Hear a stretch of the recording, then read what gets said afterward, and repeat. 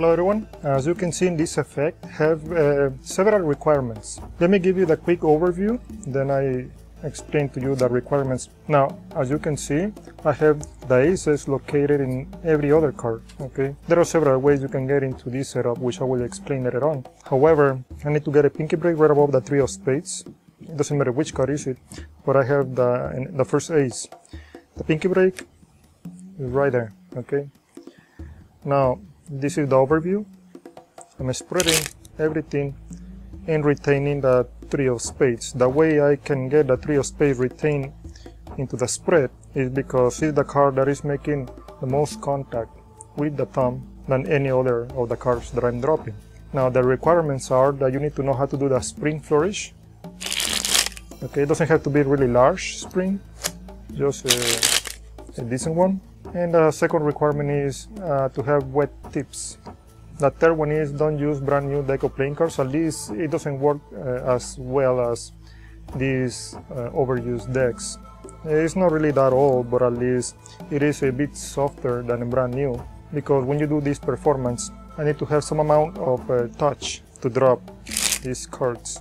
And when the cards are brand new, they are too stiff, and I'm more struggling with the stiffness to do the spread rather than many other of the issues that I need to be concerned. For example, when I drop this half, I'm trying to make sure not to do a big mess because I can expose, so you can see, other aces in the way. But at least I don't need to do the whole spring flourish throughout the whole deck, just half of the deck, which is the nice thing. Now, if you want to know how to do this spring flourish, just go to this video footnote and I will show you the tutorial. The last requirement is how to do the swing cut. Okay, it is very important. Now, before I get into further details in the setup, let me show you. I try to have a huge thumb break. Okay, so when you perform this, try to be straight or in angle, but don't show this side over here.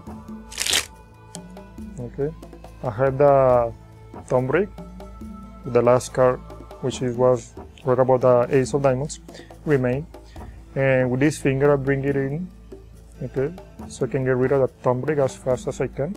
Then I drop it on the table, then I raise the fingers, okay, above this half, and do a couple swing cuts, and that's it. I still retaining the next, which is the 9 of spades, next to the second ace, and do exactly the same. The huge thumb break.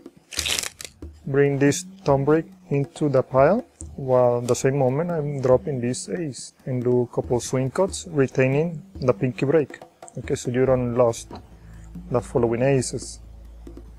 And go ahead for a third ace. Now, the confidence is very important. Don't delay too much, just do it very quickly to stop in the penultimate card. And that's it. Now, to get into this setup, you need the 4 aces on top. Okay, there are endless ways you can get into this setup. Then I do the faro shuffle. You need to do a perfect faro shuffle throughout the whole deck, just the first 4 cards from the top. So at this point I have an indifferent card, and then an ace, indifferent card, an ace, indifferent, an ace, and the last ace. Okay. Then you can do the overhand shuffle, one by one card at a time, for the first 8 or 9 cards. Then grab a chunk and drop everything very quickly, so you have them all the way underneath. Okay, and that's it.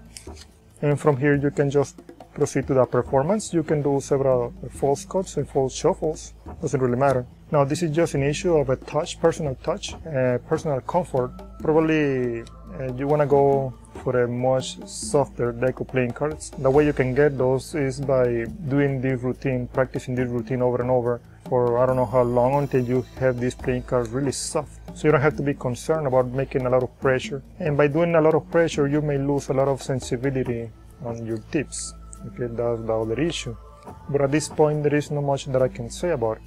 And probably one of the ways you can practice this, do the spring. As you can see, I'm retaining just the top card. This is a force that I show in other videos using this spring force.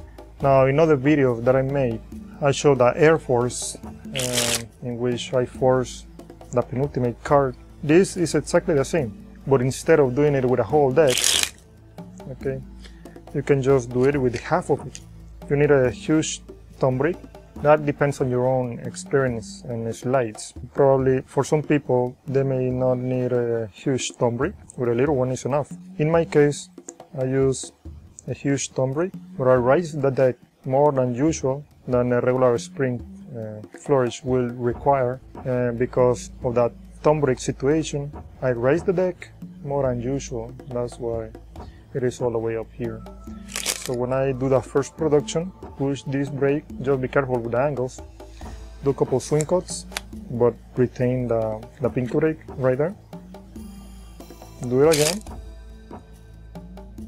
Show the ace. Now let's say you don't have a table. I will produce one of the aces. Don't do more swing cuts, just leave them right above and keep doing the performance. Okay. In case you don't have any table, and that's it.